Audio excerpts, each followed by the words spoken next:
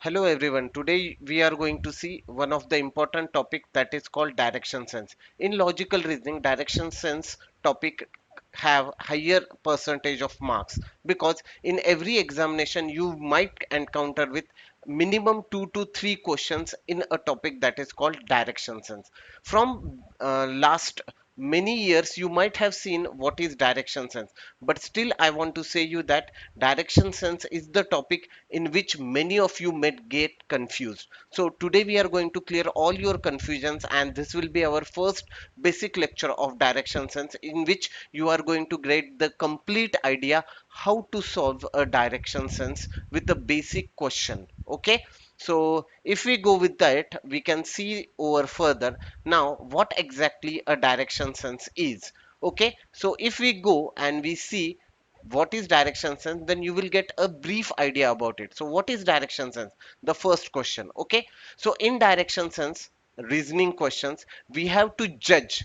Okay, what we have to judge the exact direction and then have to answer accordingly. Means in this we have to judge a person whose we have given about the instructions or a directions, and then we have to accordingly give the answer where exactly he is looking right now. So questions are direction based. Okay, so in this the particular question will always be asked, okay, will be on direction based, means that they give information. Okay, so in a question you will be provided with the information upon a movement. Okay, what you will be provided, you will be provided with a movement of a person that is actually looking over there. Okay, movement of a person in a certain direction.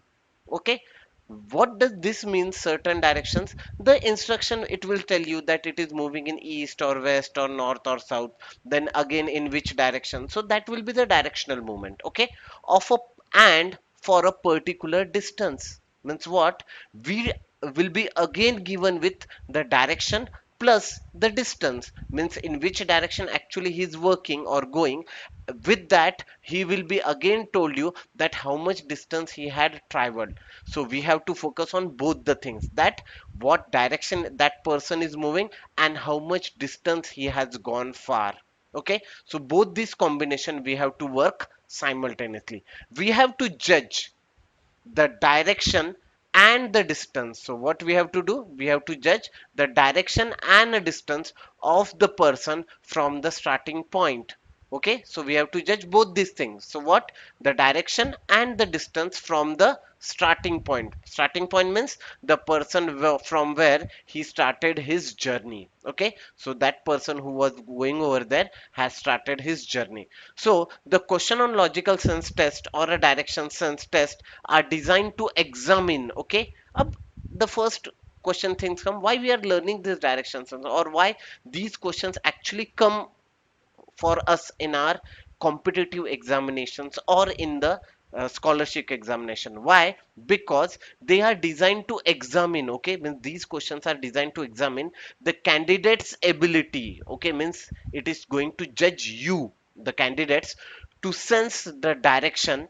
Okay, so it is going to sense your direction by using only pen and paper. Means yes, if you are given with a pen and paper, or if you are given with the maps, then how you will judge that particular directions, or how good are you with that given direction sense, that they have to judge. So that's why they give you the questions like this.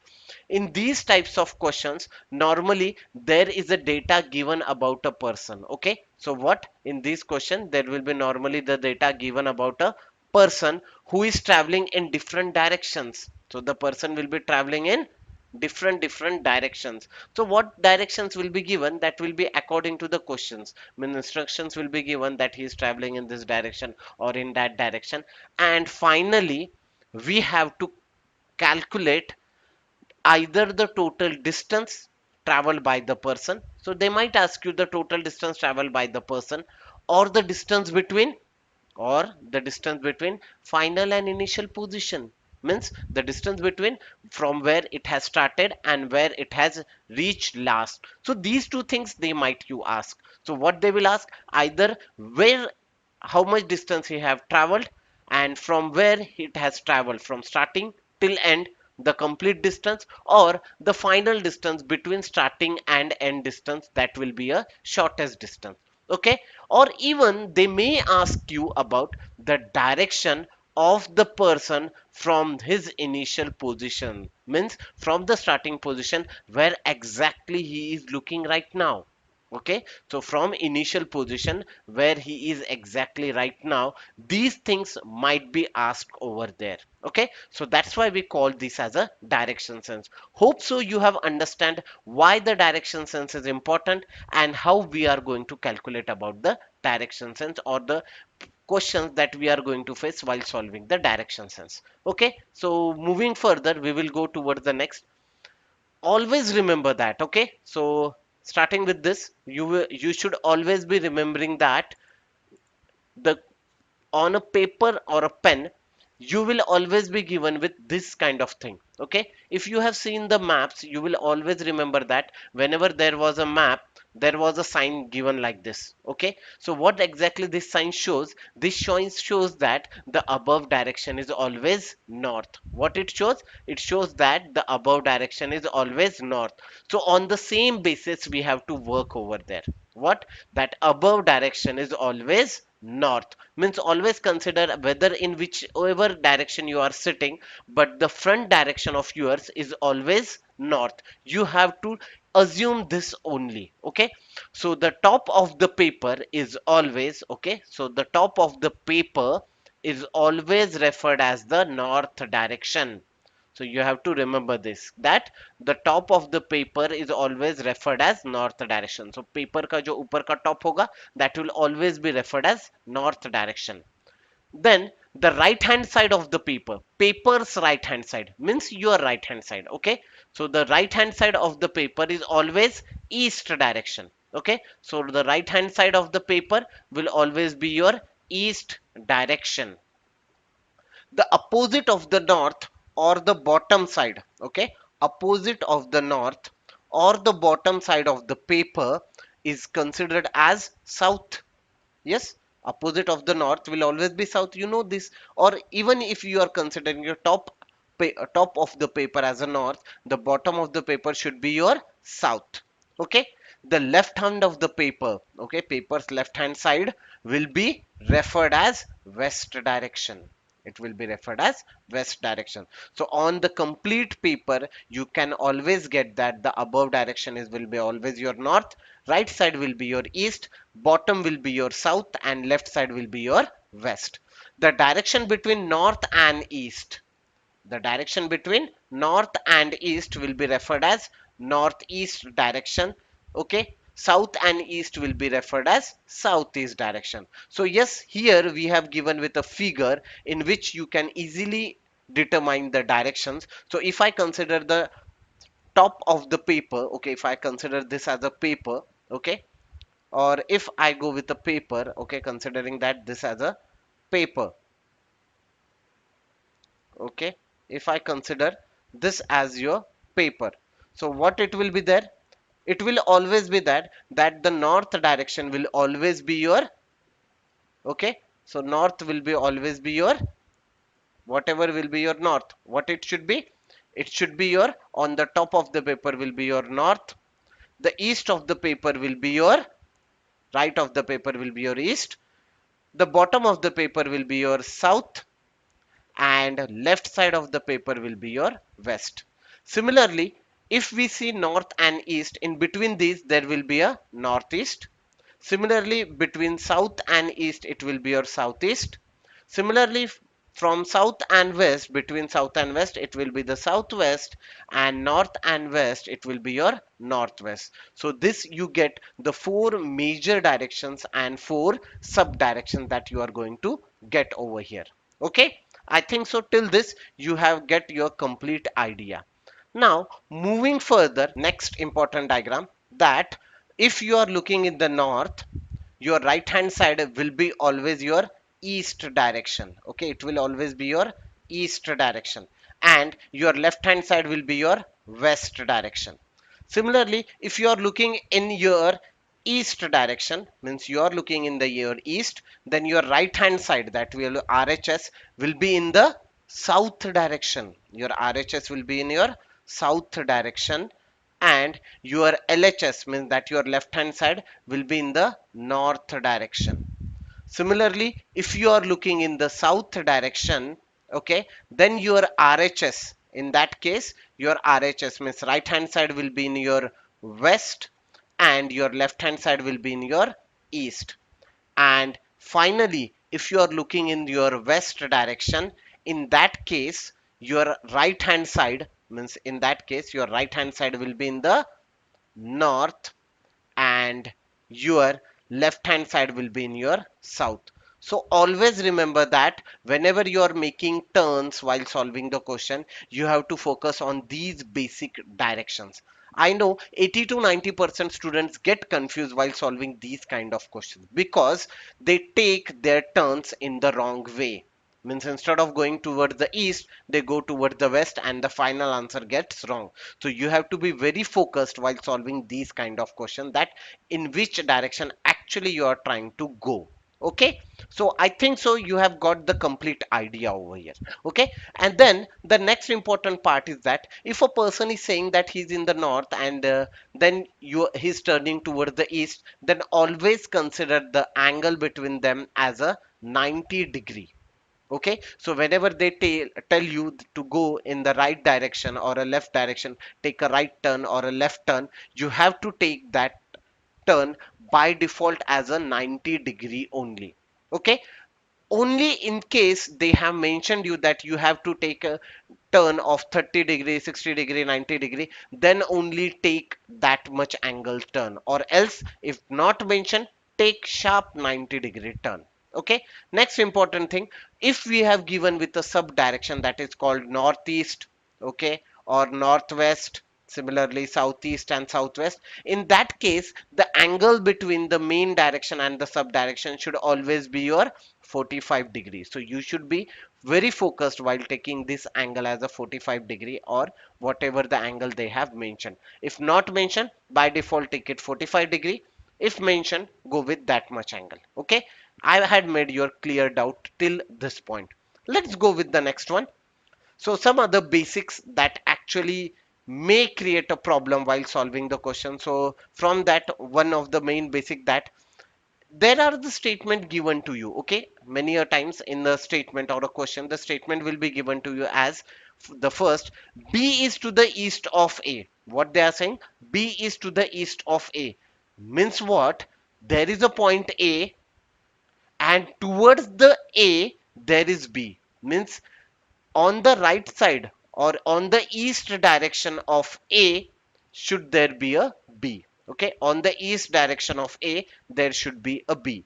If they are saying B is to the west of A, draw the first of all A point A, and then on the west direction draw the B point.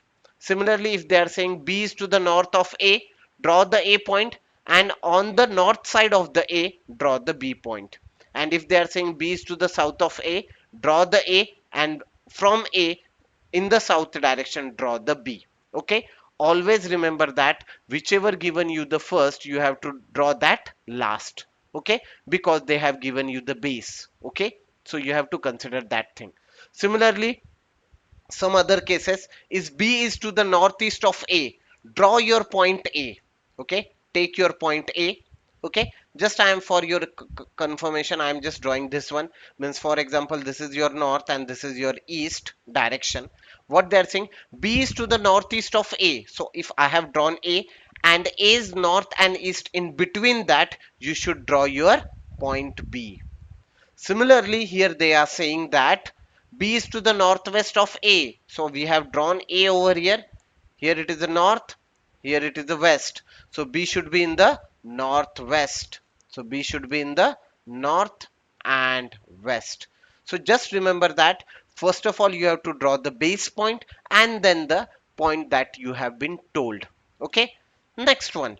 If they say B is to the southeast of A, then again A, okay, then again A, we have to draw south and east, and in between that you have to draw the point B.